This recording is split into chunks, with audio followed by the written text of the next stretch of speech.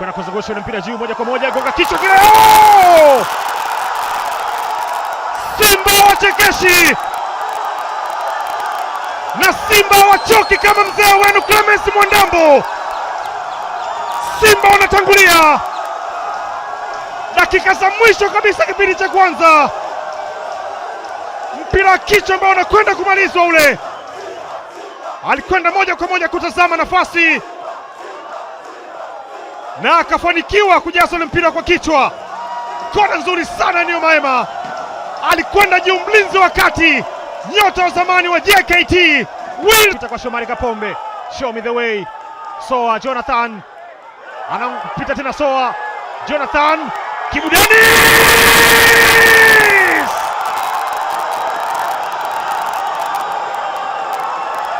Kibu Denis Prosper anazika hai matumaini ya Nsingizini, kamkuta Shomari Kapombe. Show me the way Baba Esther. Jonathan Soa akapika na kuweza kuweka pasi ya upendo kwa Kibu Denis Prosper, twist and turn, kadondosha bega la kushoto akageuka na bega la kulia. Kibu Denis Prosper fantastic kuweza kuandika bao la pili. Kibu ni bao lake la kwanza msimu huu. Pasi ya kisigino, pasi ya kisigwato, pasi ile imepigwa kwa kikanyagio.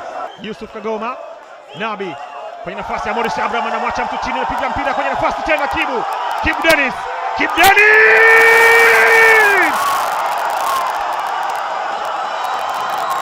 anazidi kutanua wigo na kuweka hai matumaini ya wekundu wa Msimbazi. Simba na unguruma Somlolo National Stadium. Kibu Denis Prosper, kazi nzuri ya Morris Abraham.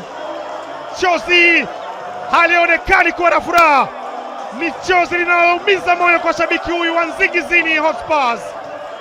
Haamini hiki ambacho anakiona, kila akifikiria timu yake ni lini iliruhusu bao la tatu ama idadi ya mabao kwenye neti zao.